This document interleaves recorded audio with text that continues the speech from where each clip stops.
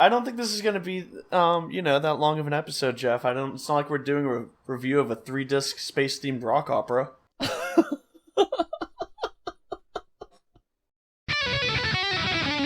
Hi, I'm Chris. And I'm Jeff, and welcome to the Sound Judgment Podcast, where every episode we'll be discussing all of the important musical topics, from reviews to which member of Motley Crue is the most vile. I'm gonna judge the officials. I'm gonna judge all the judges. It's gonna take you people years to recover from all my opinions.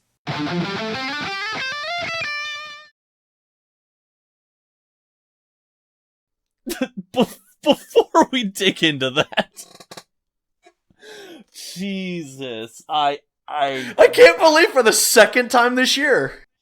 I want you to know how.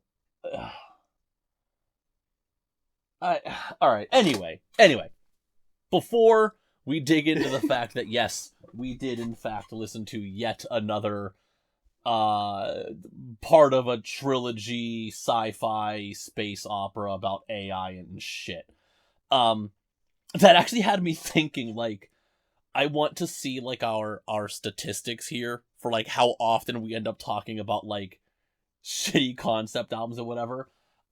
So now that we're in the middle of the year, and we've already listened to many albums in the past, like, 6 or 7 months, I want to know what our ratio of, like, metal versus non-metal albums is, because we do tend to do, maybe slightly more than the average amount of metal albums compared to everything else we listen to.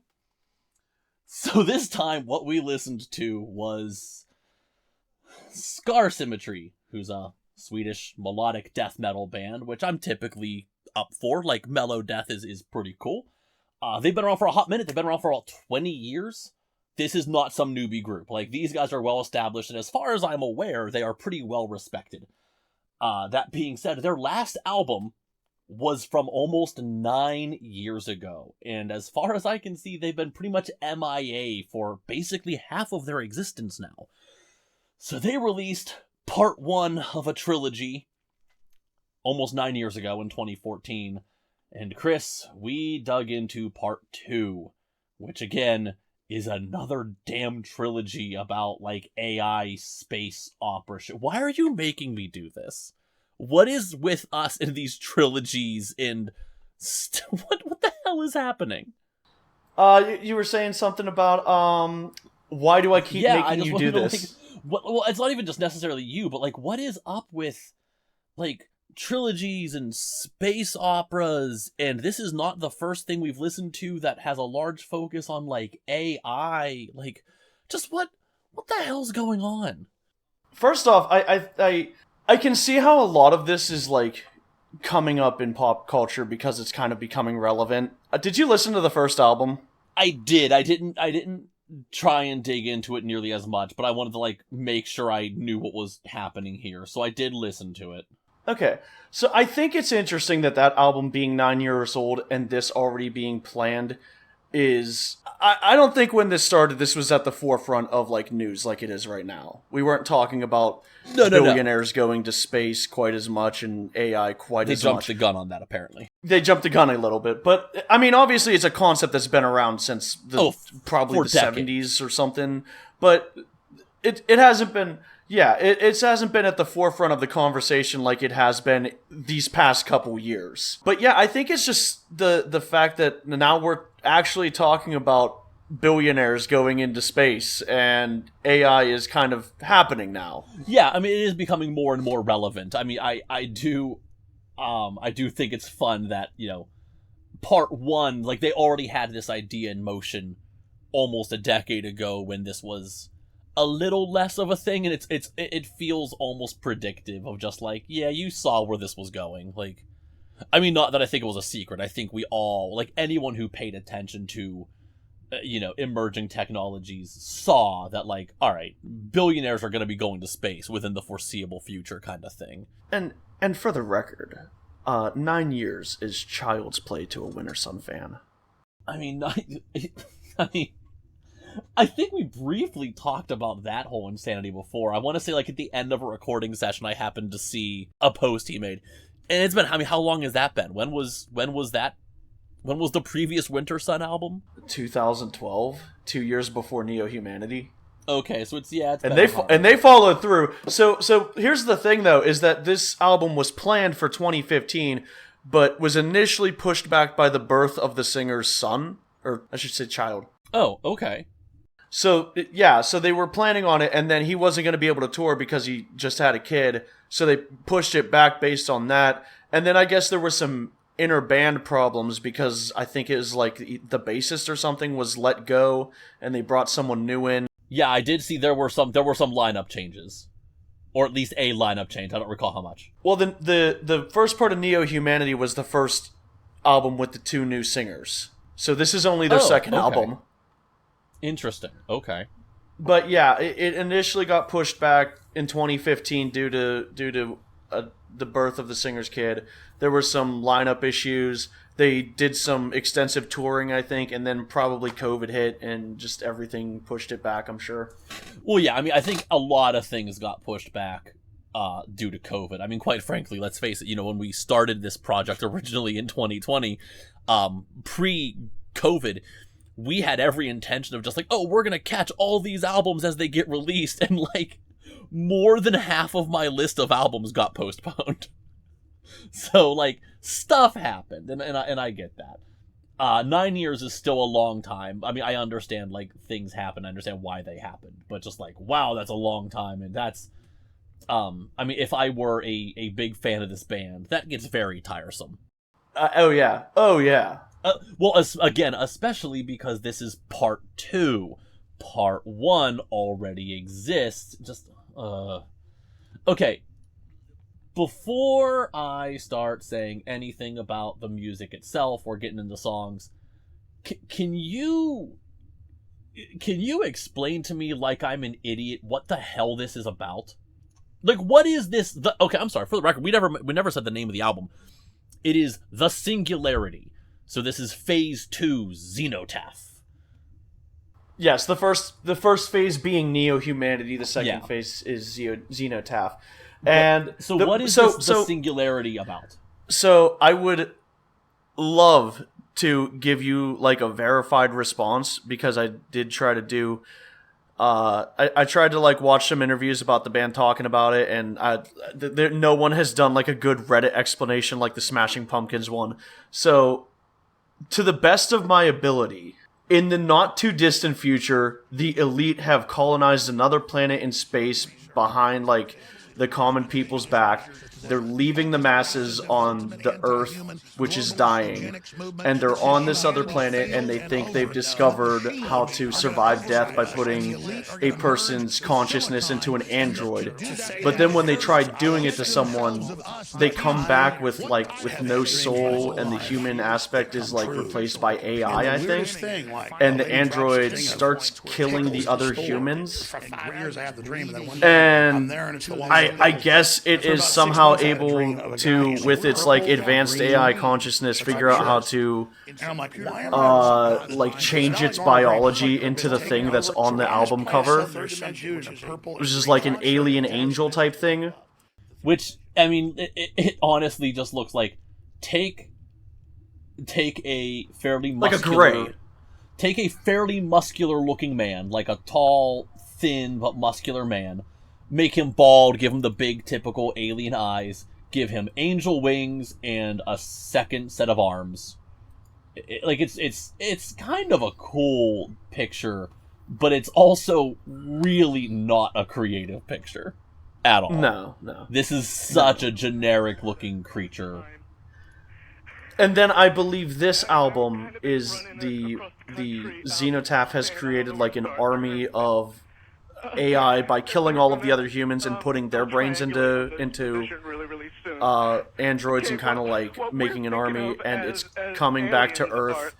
Initially, like they think it's a savior or like an angel or something, and then it starts taking out humanity. And I believe that they then are able to fight it with like a computer virus, because it's an AI. It's all based on like actual conspiracy theory writings about transhumanism. There's an actual like name for this like conspiracy theory that this is going to happen or is happening, and There's like writings about it and shit like that. And like this isn't their first time doing that. They also have an album that like has songs about the reptilians and shit like that. Except like they said in an interview somewhere that I was looking at, it's like that's a little bit more fun. No one really believes in the reptilians. This is something that's a little bit more plausible, kind of almost banking on possible. So that's at least they don't believe in reptilians, Jeff. Well, that sure is a start. I guess. I'm gonna go out on a limb and assume you weren't too into the story here. I didn't really follow the story, but what parts of the story I understand, and the concept itself I really could not care less about. It's an incredibly dumb concept to me. I am very, very tired of... I'm so tired of Skynet stories. Right? Like, that's all this is. Or, you know, I don't know, let's go back further. It's I have no mouth and I must scream.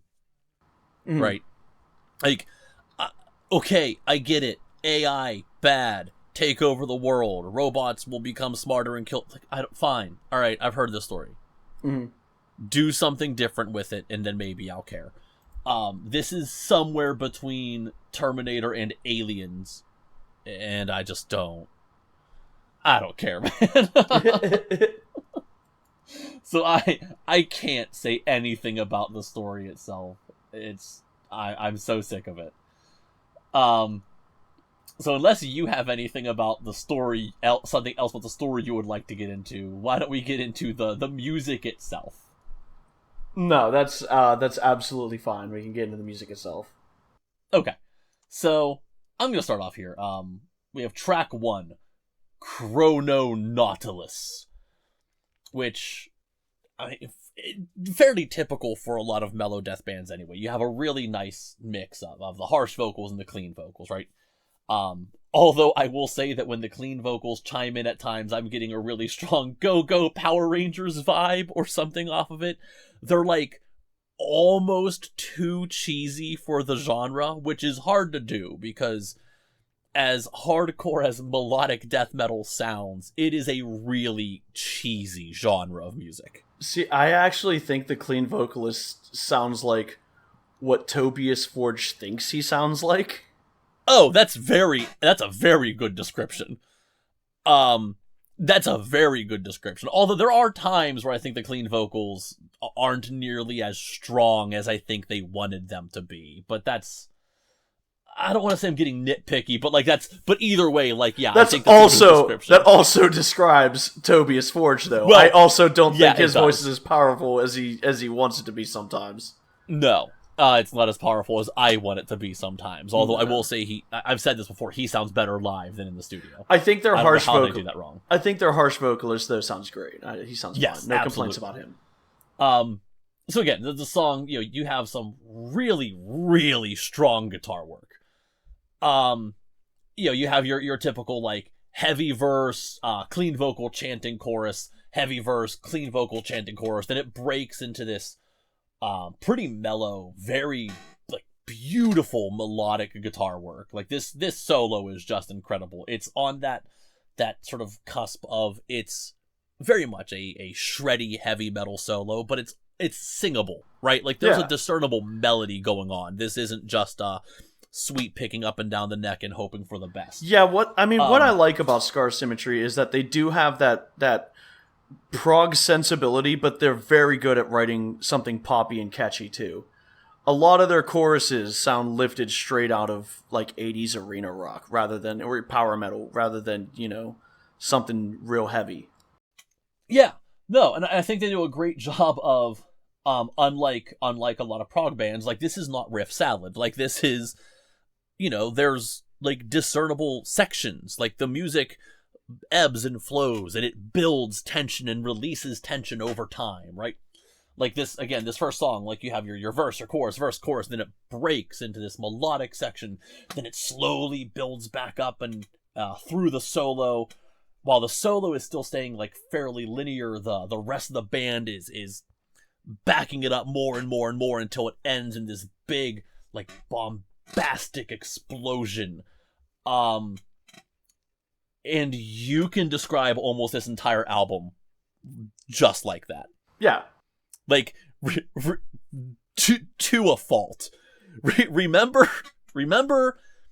when people used to take, like, Linkin Park songs and you just stacked them on top of each other, and they, like, fit the formula so much that, like, Chester will start singing within the same, like, couple seconds? Yeah. That's how most of this album feels. Yeah. The worst offenders, unfortunately, are the first two tracks. They are also literally within 1 second difference of each other. Like, time, like, they're 5 minutes and 4 seconds and 5 minutes and 5 seconds. But then also track 6 is only 5:30, and then track 5 is 5:15, and track 8 is 5:06. There's a lot of similarity in how almost every track sounds, with a couple exceptions, but I'm gonna agree with you. Move over, AC/DC. You've got some competition right here. I actually think, unfortunately, part 1 was a little stronger because it, instead of having 11 tracks at like just under an hour, it did 8 tracks in 45 minutes and chose instead to have 2 long songs rather than everything being about 4 to 5 minutes. Yeah. I think that album's a little bit more better put together. I did not spend as much time with Phase 1, but I would ultimately agree. I think Phase 1 is a stronger album in almost every way possible, honestly. Sorry, Xenotaph, you didn't do a whole lot. There's not, I mean, for the music being as complex as it is, right? Like, if you were to, like, strip this music down and, like, write it down, there is a lot going on. But unfortunately, a consequence of the genre is that a lot of what's going on is just, like, wall of sound, right? You might have a really crazy riff going on, but that riff fills its purpose is just, like, here is your single phrase of noise coming at you, and then here is your single phrase of noise coming at you, while every other member of the band is equally doing the same thing. It's almost like there's so much going on that it kind of just comes off as, I think, wall of sound, not in the Phil Spector way, but in, like, the much more almost literal sense. It all kind of blurs together. Yeah, it becomes almost fuzzy in that it all blends in, and that's not necessarily a bad thing. That's a factor of the genre. Yeah, I mean, if I were to say some good things about it, I could probably put any song on the album on and enjoy it, right? Yes, it's absolutely. It's just listening to it front to back, it overstays its welcome a little bit, and it's a little repetitive. Yeah. If I were in the mood for some mellow death, this is not a bad album to put on. But, like, is anything on this album going to stand out to me? Probably not. And even after listening to it numerous times, it hasn't.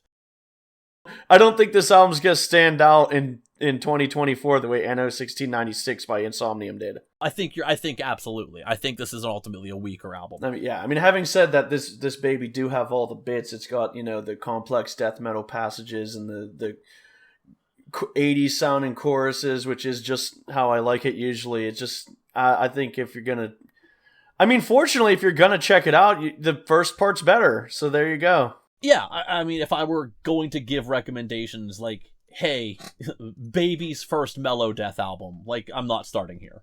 No, but I do think that, I do think they put out a solid album here. I think the last two are kind of a step up from some of the earlier stuff, which still isn't bad. Yeah, no, I have, it's not like I have less respect for the band or anything. Not that I was ever a huge fan of the band. Like, if I'm going for mellow death, Scar Symmetry is not typically who I would go to anyway. There's just not anything that's standing out on this album. Like, I couldn't, if I wanted to pinpoint a single track, I'm probably just gonna go with Chrono Nautilus because it's the opener. There's no other real logic behind that statement. Just like, oh yeah, listen to this song. It's pretty damn cool song, on its own. I don't think it does anything, or like I don't think it actually stands out in the album. I feel like the album really suffered from lack of variety, which again isn't bad. Every song on here there's nothing offensive. It's just all very meh, mid, average, mediocre. It is very par for the course. Man, I don't know that mid's an insult. No, I don't think mid is an insult. People use mid wrong. People use mid as an insult, and I'm just like, that means average. Yeah, no, people use it wrong. Mid is not an average. Mid means this isn't amazing. It is an insult to people who are like, oh my god, this is the greatest thing ever. No, it's mid. It's middle. It's average, which is what this is. This is a 3 out of 5 or 2 out of 5, depending on my mood. I'm probably going to say 2 out of 5 because I think the topic is really stupid. I'm trying to think of a stupid grading scale. Okay. I don't know. It's a fucking 6 out of 10. Yeah, exactly. I got nothing. I'm feeling as creative as they are. 6 out of 10. Exactly. It's exactly how I feel. I kind of get nothing out of this, man. Xenotaph, we did not bring you the quintessential light, even though you sang that line very beautifully. That is probably the only line I actually remember off the top of my head. Is Xenotaph, we brought you the quintessential light. I don't even know what that's supposed to mean, but it's one of the dumbest sentences I've heard in a long time. I don't know, man. Sorry, Scar Symmetry. I mean, you're cool and all, but I don't got much. I don't got much for you guys. They did. I completely agree. It wasn't. I checked it. I wanted to check it out, and I just, we hadn't had a topic in such a long time. When was the last time we did a nice, death metal review? I mean, well, okay, so actually going back to what I said, I actually am kind of curious because I don't remember. I'd have to go back and look at what we've done so far this year. I'm sure we did more than our fair share of metal albums. We typically do. We probably did. I think what was funny was in the beginning of the year you were picking the heavy ones and I wasn't. Yeah, that is a little weird. I'm not that I'm gonna make a conscious effort of changing that, but I feel like because you told me that, I'm subconsciously making a point of not accidentally picking metal albums. You know what I mean? Yeah. All right. I mean, are we calling Bad Luck Friday metal? No, they're not metal. Okay, so Insomnium, they're blues rock. We got Insomnium, Baby Metal, Smashing Pumpkins. Well, Smashing Pumpkins isn't metal, but I'm just reading. Avenged Sevenfold. Revolution Saints is not one. Avenged Sevenfold. Fuck Sleep Token, man. 3 or 4, depending on what you want to call Sleep Token. That's a pretty decent amount, actually. Yeah. I'll tell you what we're gonna not talk about anymore is death metal. Yeah, no, we're not doing any more death metal. Tonight or this year, because I can't promise that second one.